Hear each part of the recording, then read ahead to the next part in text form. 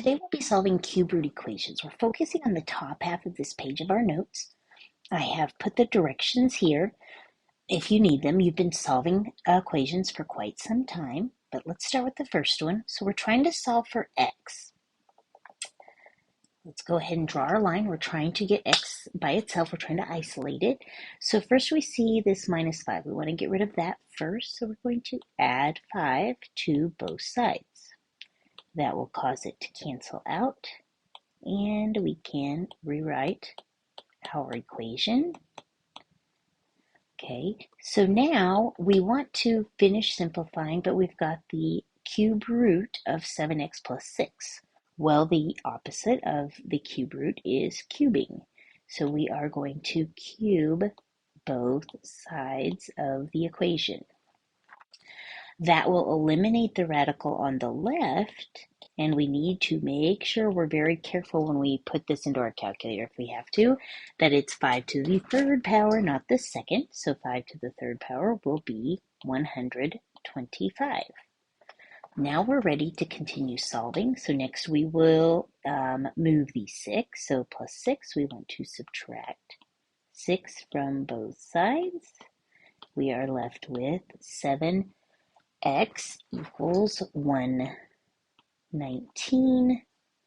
And finally, we can divide by 7. And we end up with x equals 117.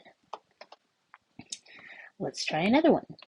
It's the same idea with this one. You can solve it and then watch the video if you want. But we are isolating, and we want to move the 2. So we are subtracting 2 from both sides, and we are left with the cube root of 2x plus 1 equals 3. Again, in order to get rid of the cube root, we are going to cube both sides so that we have 2x plus 1 and 3 to the third power, which is 27. We can now subtract 1 from both sides, and we are left with 2x equals 26. We can divide 2 from both sides, and we get x equals 13. All right, for a third problem, we will go ahead and draw our line. We will need to subtract 1 from both sides, leaving us with the cube root of 5x minus 1 equals 4. We can now cube both sides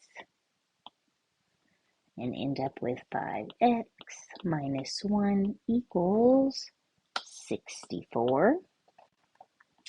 We will need to add 1 to both sides, and we end up with 5x equals 65, so we can divide both sides by 5. I'll have to write it over here, and x equals 13. All right, so today we isolated the radical on one side. We raised each side of the equation to the same power, so to the third power. We solved the remaining equation. The one thing we didn't do is check all our solutions by plugging your answer into the original equation. So be sure to go back and do that, and I will go ahead and go add the G under the word plugging and give it a little space there.